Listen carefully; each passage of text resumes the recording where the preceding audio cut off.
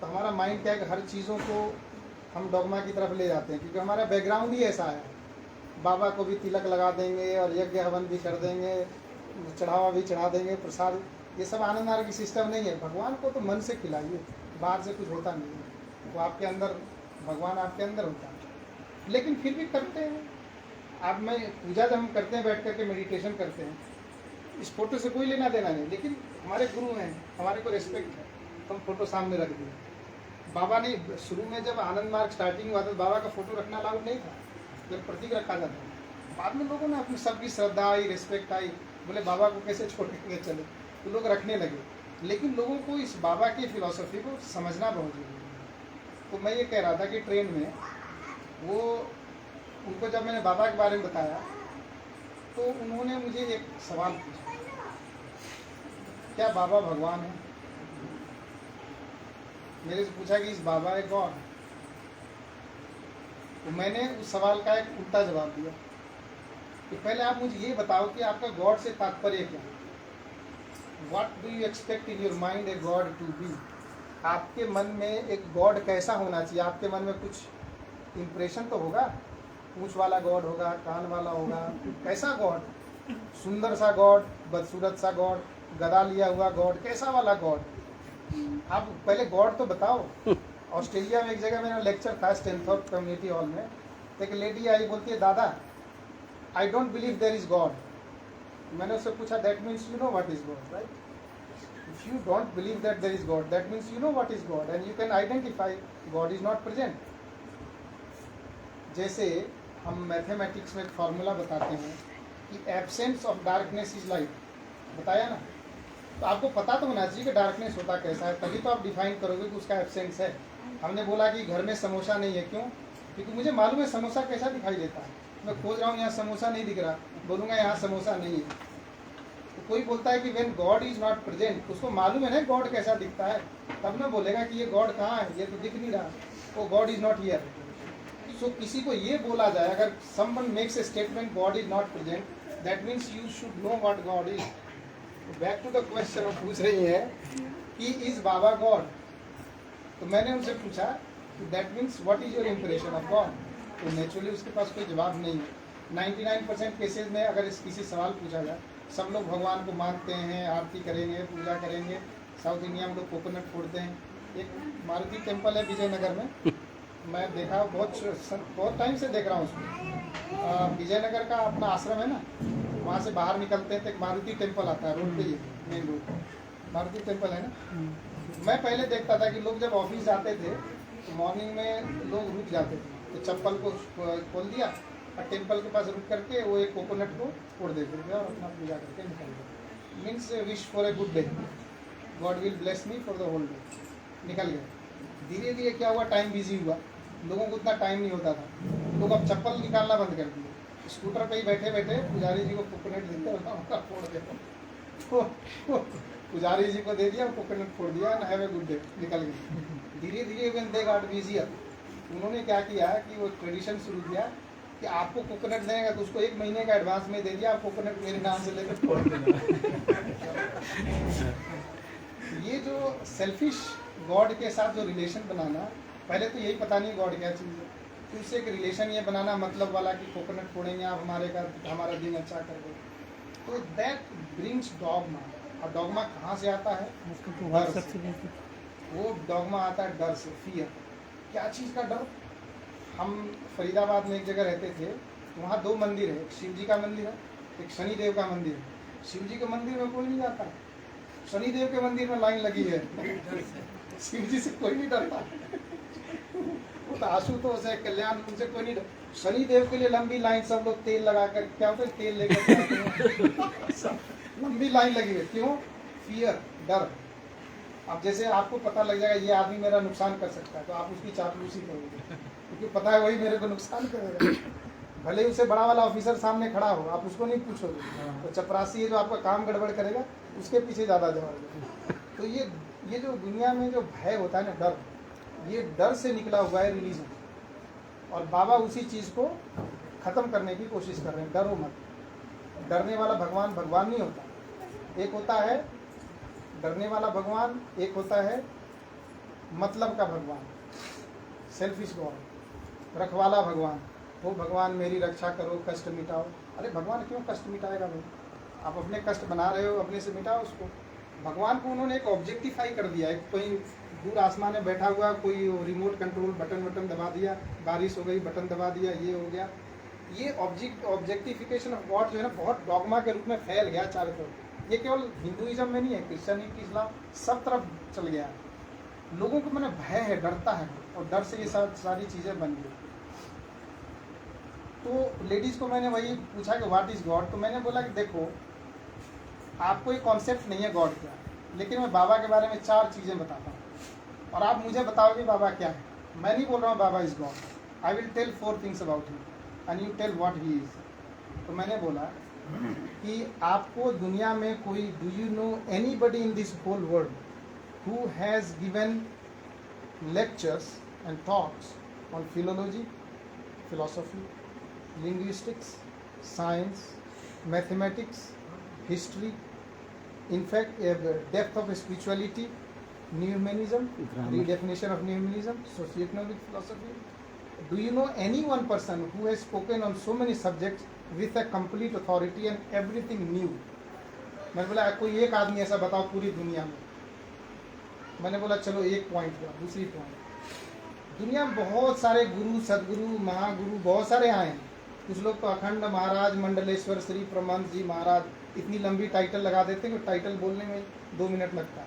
ऐसे भी लोग, तो इतने बड़े बड़े लोग हैं, गुरु, महागुरु, महाज्ञानी, पंडित बहुत सारे इंडिया में तो भरे पड़े।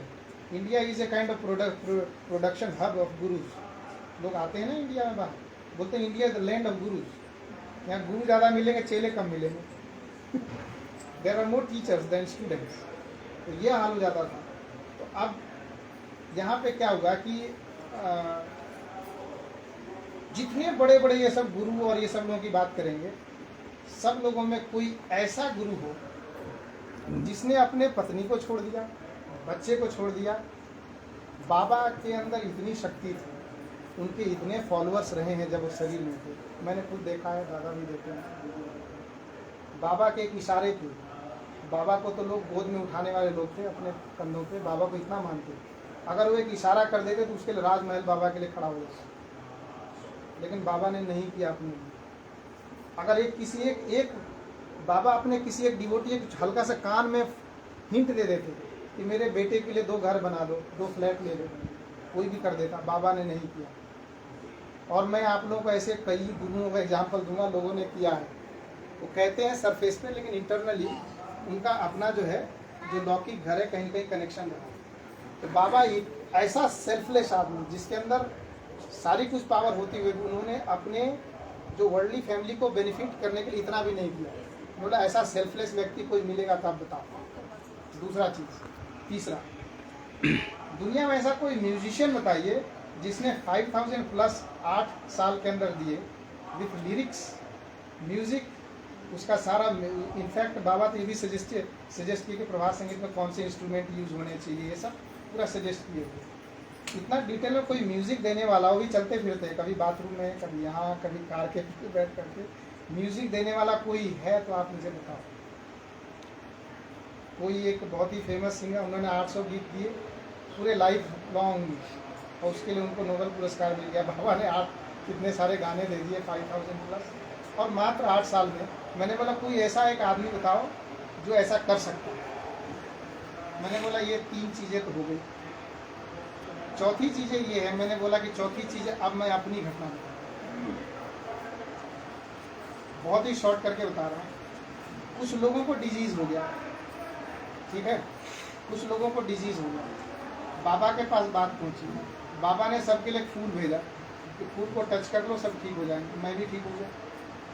मेरे पास का कोई साइंटिफिक एक्सप्लेनेशन नहीं है कैसे ठीक हो गया। मैं खुद ही बहुत ही लॉजिकल और साइंटिफिकली सोचता हूँ, लेकिन इसका मेरे पास कोई लॉजिकल एक्सप्लेनेशन है ही नहीं। ये ठीक कैसे हो गया? मुझे रोज़ लेसिक्स एंड एल्डेक्टोन की डोज लगती थी to control the urine and blood flow.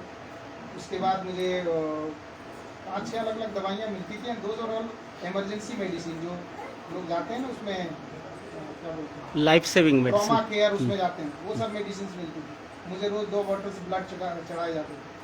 तो ऐसे सिचुएशन में बाबा की वो फूल टच किया, ठीक हो गया। मैंने उस लेडीज़ को यही बोला, ये 4 चीज़ें मैंने बताया, अब आप ही बताओ बाबा क्या चीज़ है। मैं नहीं बोल रहा हूँ कुछ, बोलते हैं कि ये गॉड के अलावा दूसरा कोई नहीं कर सकता। तो मैंने बोला यहाँ 2 चीज़ें स्पष्ट होती हैं। फर्स्ट, गॉड वो नहीं जो आप सोच रहे हो, एंड बाबा इज गॉड। 2 चीज़ें होंगी, Baba is not the kind of God what you think, कि पहाड़ को उठाने वाला, जंगल को भगाने वाला, आग लगाने वाला, नॉट दैट काइंड।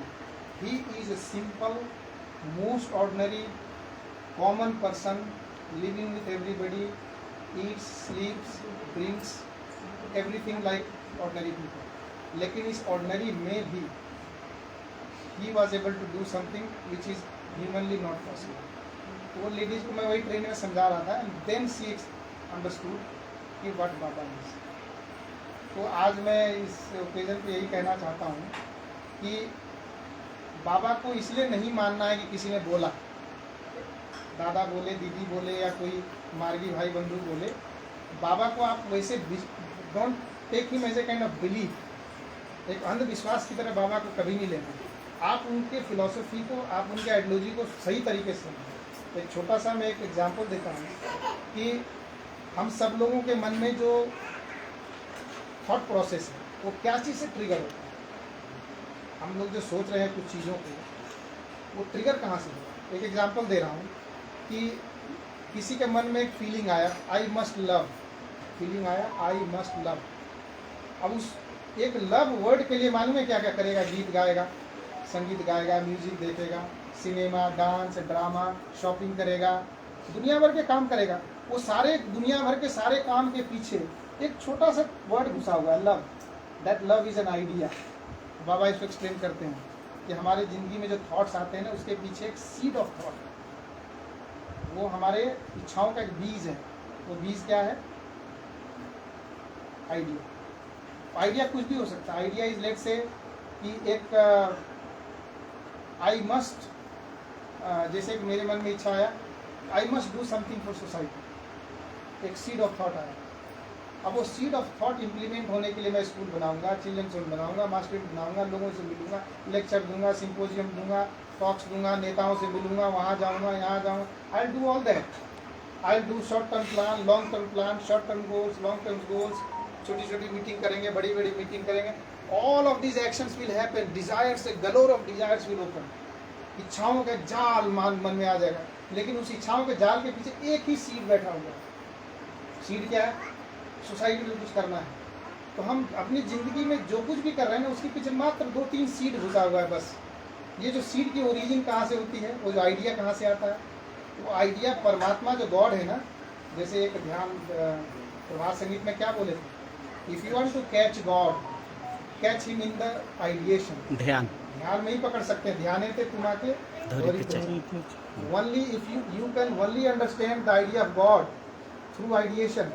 बाहर से लेक्चर सुनने से समझ में आएगा ही, पता ही नहीं चलेगा क्या कि God works on the level of, we human beings work on the level of action, जिसको हम कुरुक्षेत्र बोलते हैं ना। बाबा बोलते हैं actional faculty, the whole world is actional. इस एक्शनल दुनिया में हम लोग रहते हैं, लेकिन इस एक्शनल दुनिया के पीछे एक और दुनिया है जिसको हम कहते हैं दी साइकिक पेबुलम, या विचारों की दुनिया।